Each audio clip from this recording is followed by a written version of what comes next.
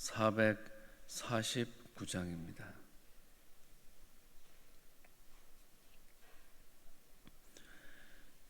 예수 따라가며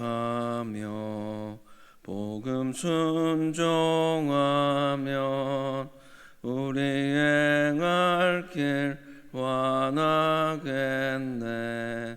주를 의지하며 순종하는 자를 주가 늘 함께 하시리라. 의지하고 순종하는 길은 예수 안에 즐겁고 복된 길이로다. 해를 당하거나 우리 고생할 때 주가 위로해 주시겠네. 주를 의지하며 순종하는 자를 주가 안위해 주시리라. 의지하고 순종하는 길은 예수 안에 즐겁고 복된 길이로다. 남의 짐을 지고 슬픔 위로하면 주가 상급을 주시겠네. 주를 의지하며 순종하는 자를 항상 복 내려 주시리라. 의지하고 순종하는 길은 예수 안에 즐겁고 복된 길이로다. 우리 받은 것을 주께 다 드리면 우리 기쁨이 넘치겠네. 주를 의지하며 순종하는 자를 은혜 풍성케 하시리라. 의지하고 순종하는 길은 예수 안에 즐겁고 복된 길이로다. 주를 힘입어서 말씀 잘 배우고 주를 모시고 살아가세. 주를 의지하며 항상 순종하면 주가 사랑해 주시리라. 의지하고 순종하는 길은 예수 안에 즐겁고 복된 길이로다. 아멘. 하나님의 말씀은 잠언 23장 1절에서 16절까지의 말씀입니다. 구약 성경 937페이지에 있는 잠언 23장 1절에서 16절까지의 말씀을 우리 교독하시고 마지막 절 함께 읽겠습니다. 내가 관원과 함께 앉아 음식을 먹게 되거든 삼가 내 앞에 있는 자가 누구인지를 생각하며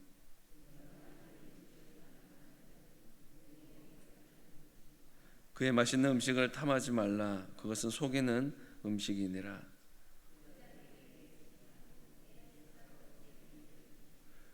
내가 어찌 허무한 것에 주목하겠느냐. 정령이 재물은 스스로 날개를 내어 하늘을 나는 독수리처럼 날아가리라.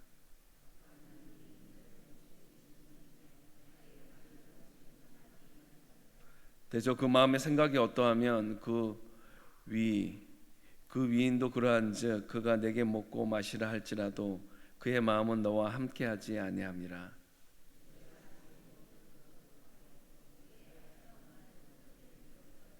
미련한 자의 귀에 말하지 말지니 이는 그가 내 지혜로운 말을 업신여길 것임이니라.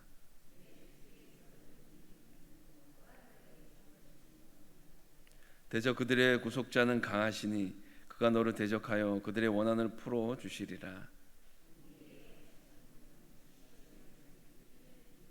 아이를 훈계하지 아니하려고 하지 말라. 채찍으로 그를 때릴지라도 그가 죽지 아니하리라.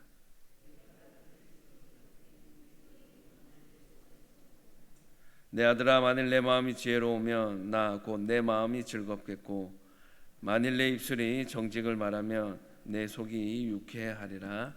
아멘. 괴테가 쓴 희곡 파우스트라는 책에 보면 이 주인공이 온갖 쾌락을 얻기 위해 악마와 계약을 하는 장면이 나옵니다.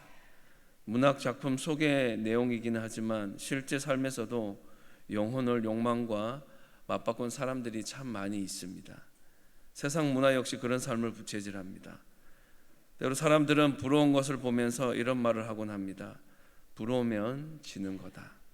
누군가를 부러워하면 상대적으로 자신이 초라하게 여겨진다는 그런 자조 섞인 표현이라고 할 수가 있겠습니다. 사람들은 비교하지 않으면 참 좋겠는데 비교함으로 말미암아 부러움을 가지게 되고 그래서 사람의 마음속에 뜻하지 않은 그런 탐심을 가져오기도 하게 되는 것을 보게 됩니다.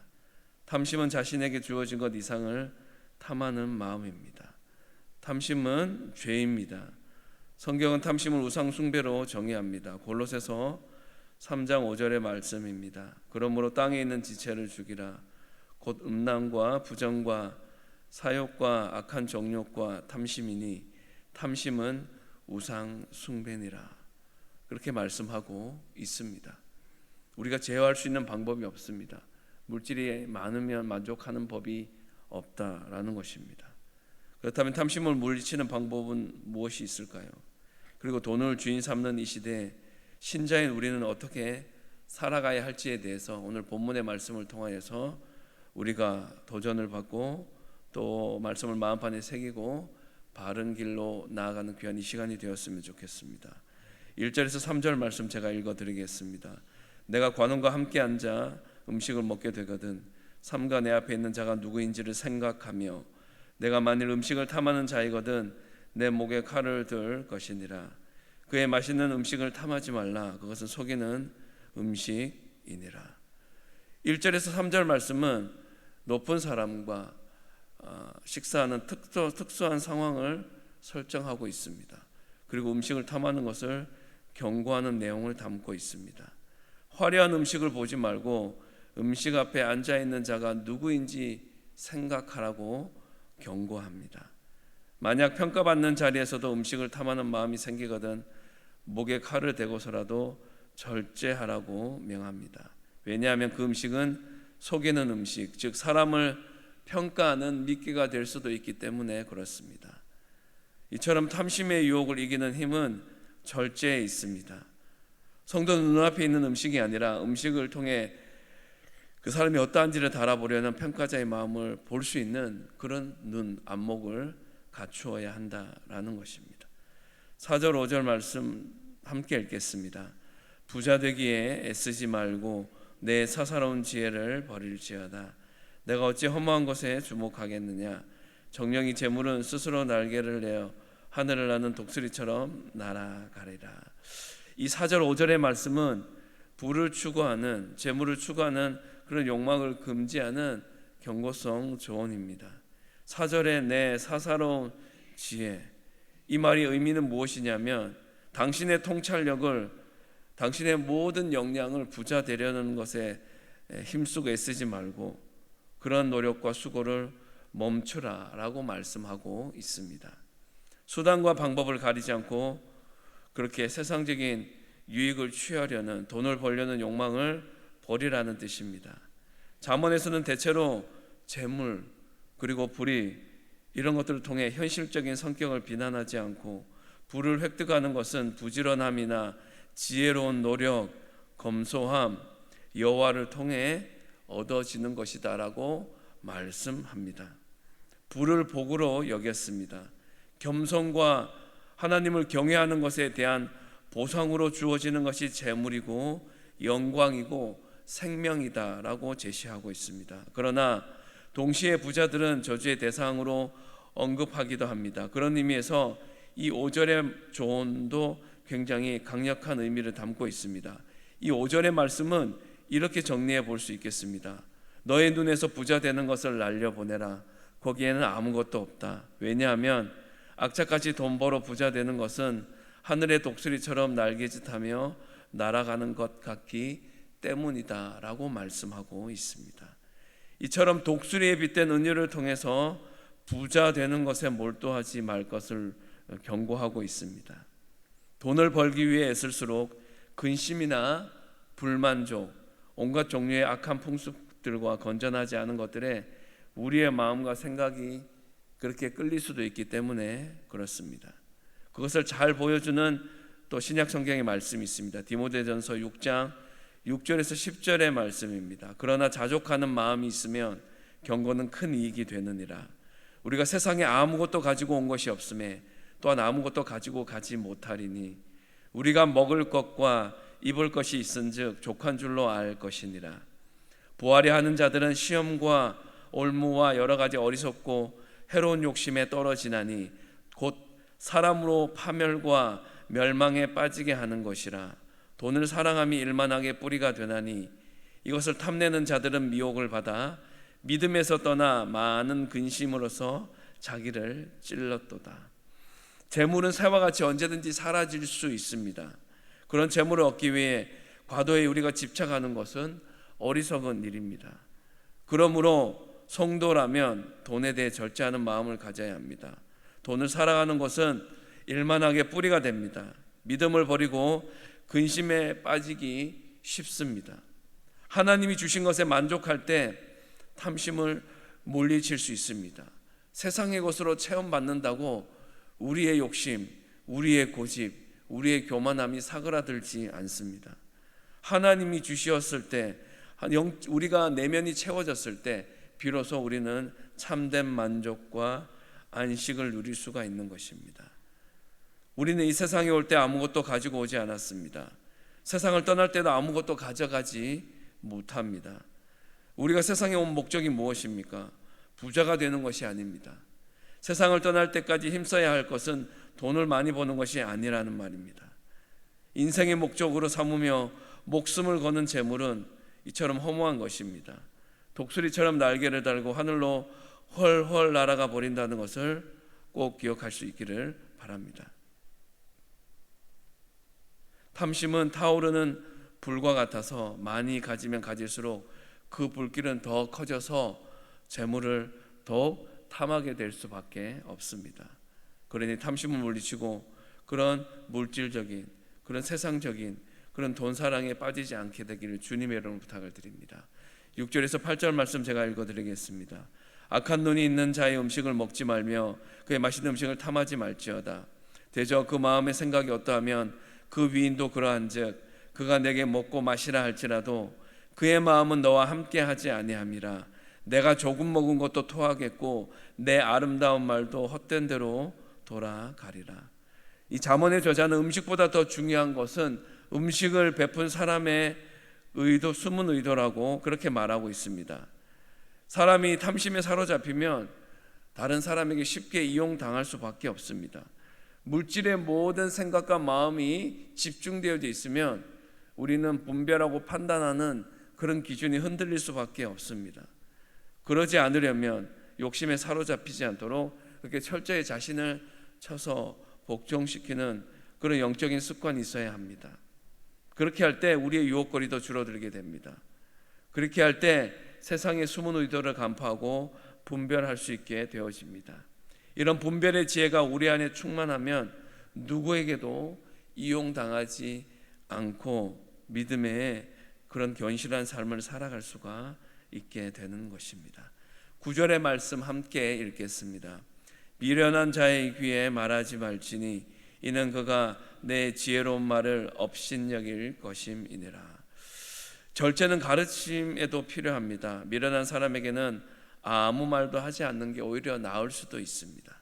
어떤 교훈도 그대로 받아들이지 않고 업신여길 것이기 때문에 그렇습니다. 모든 사람이 가르침을 받는 대로 변화되리라는 것은 헛된 기대입니다. 내가 말을 하면 저 사람이 잘 알아듣겠지, 달라지겠지, 그런 기대는 우리를 더 힘들게 하고 우리를 더 불편하게 할 수도 있습니다. 사랑하는 성도 여러분, 사람을 변화시키는 것은 우리의 영역이 아니라 하나님의 영역입니다. 하나님이 역사하실 때 가능한 것입니다. 우리가 모든 사람을 품고 가르치겠다는 것, 어떻게 보면 이것도 과도한 욕심입니다. 그러한 욕심을 내려놓고 하나님이 그 사람을 어떻게 만져주시고 또 나를 어떻게 변화시켜 주실지에 대한 기대감과 사모함을 가지고 주님 앞에 더 가까이 나아가는 그런 모습이 있기를 바랍니다. 10절 11절 말씀도 함께 읽겠습니다. 옛 지계석을 옮기지 말며 고아들의 밭을 침범하지 말지어다. 대저 그들의 구속자는 강하시니 그가 너를 대적하여 그들의 원한을 풀어주시리라. 돈 사랑은 이웃 사랑을 불가능하게 합니다. 다른 사람을 돌아볼 수 있는 여지를 없애버립니다. 지워버립니다. 돈 사랑이 하나님 사랑과 같이 갈 수 없듯이 돈 사랑은 이웃 사랑과도 함께 할 수 없습니다. 돈을 사랑하는 사람은 힘없고 연약한 고아들의 밭을 빼앗으려 한다고 말씀하고 합니다. 밭의 경계표를 자신의 힘으로 옮겨 고아의 밭을 야금야금 취하려고 합니다. 있는 사람이 더 베풀고 나누는 것보다는 없는 사람의 것을 더 가지고 더 취하려고 힘쓰고 애쓰는 모습을 그렇게 10절에서는 표현하고 있습니다. 그러한 행위는 그들 편에 서서 그들을 지켜주시는 하나님을 대적하는 일과 같다는 것을 말씀하고 있습니다. 그러므로 꿈도 꾸지 말아야 합니다. 우리의 관심사는 이웃의 것을 얼마나 더 가지는 것이 아니라 이웃을 어떻게 하면 더 사랑할 수 있을 것인가, 이것에 우리의 마음과 생각이 머물러야 한다는 것입니다. 어떻게든 내 밭을 늘리고 돈을 더 많이 불릴 생각을 하지 말고 힘없고 연약한 이웃에게 어떻게 하면 나의 것을 떼어줄까, 나누어 줄까, 그런 마음을 품는 것이 진정한 이웃 사랑이다라고 말씀하고 있습니다.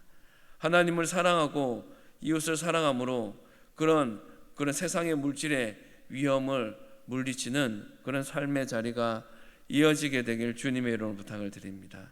12절 말씀 또 함께 읽겠습니다. 훈계에 착심하며 지식의 말씀에 귀를 기울이라. 이 구절에 보면 훈계라는 단어가 제시되고 있습니다. 이 말씀을 받아들이는 대상은 아들입니다. 훈계가 엄하기에 그 자식은 단단히 준비해야 할 것입니다. 우리 몸에서 뭔가를 받아들이는 기관이 있습니다. 그 두 기관이 뭐냐면 바로 첫 번째는 마음이고 두 번째는 귀입니다. 이 마음과 귀를 어떤 사람이 말을 할 때 받아들이는 건 참 중요한 태도이자 자세라고 할 수가 있겠습니다. 교육이 성공하기 위해서는 교훈을 받는 자가 원해야 합니다. 원하지도 않는데 계속 얘기한다라면 그것은 소귀의 경일기와 같은 것이 될 수가 있습니다. 그냥 얘기하더라도 한쪽 귀로 흘려보낼 수밖에 없습니다. 교육에 동반되는 그런 어려움, 고생과 수고가 있더라도 그것을 받아들일 수 있는 모습이 있어야 합니다. 그것이 없다라면 그 말하는 것, 교훈하는 것, 그렇게 변화를 요구하는 것은 어려운 일이 될 수가 있는 것입니다. 13절 14절 말씀 함께 읽겠습니다. 아이를 훈계하지 아니하려고 하지 말라. 채찍으로 그를 때릴지라도 그가 죽지 아니하리라. 내가 그를 채찍으로 때리면 그의 영혼을 수월에서 구원하리라. 23절 14절은 어떻게 보면 너무 좀 과장된 표현이 아닌가라는 생각이 될 수도 있습니다. 부모가 자녀를 교육하는데 어떻게 교육을 해야 하는지에 대해서 얘기하는데 좀 심하다라고 생각되는 그런 표현이 사용되고 있습니다. 본문은 부모의 엄격한 훈육이 잔인한 것이 아니라 아이에게 냉담한 부모의 태도가 더 잔인할 수 있다라는 겁니다. 매를 아끼면 오히려 더 말을 잘 듣고 잘 변화되어지는 것이 아니라 더 엉뚱한 길로 빠질 수도 있다라는 부분들을 그렇게 과정된 표현을 통하여서 우리에게 더 말씀하고 있는 것입니다. 부모의 엄격한 사랑이 아이의 미래를 결정할 수 있습니다.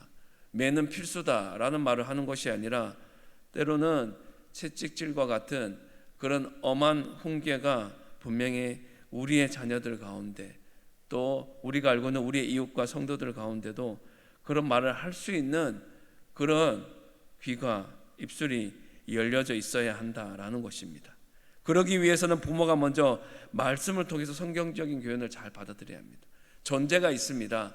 엄한 교육과 훈계를 하기 위해서는 부모가 그것들 훈계하고 교육하는 사람이 먼저 하나님의 말씀에 대한 분명한 교훈과 변화와 사모함이 있고 준비되어 있어야만 한다는 것입니다.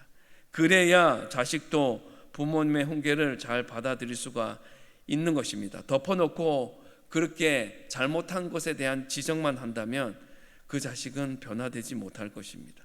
필요하다면 매를 들어서라도 하나님을 경외하는 바른 관점을 갖도록 돕는 것이 매를 아껴서 영혼을 잃어버리는 것보다 낫다고 말씀하고 있는 것입니다.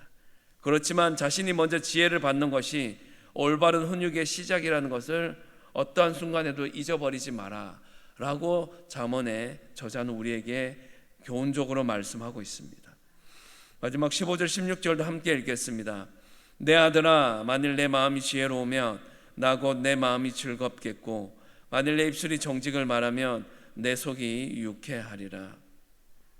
15절은 훈육에 성공한 아버지의 즐거움을 표현하고 있습니다. 내용상으로 앞선 13절과 14절에서 언급한 엄한 부모님의 아버지의 훈육이 성공한 것으로 연결되어질 수 있는 말씀이 이 15절의 말씀입니다.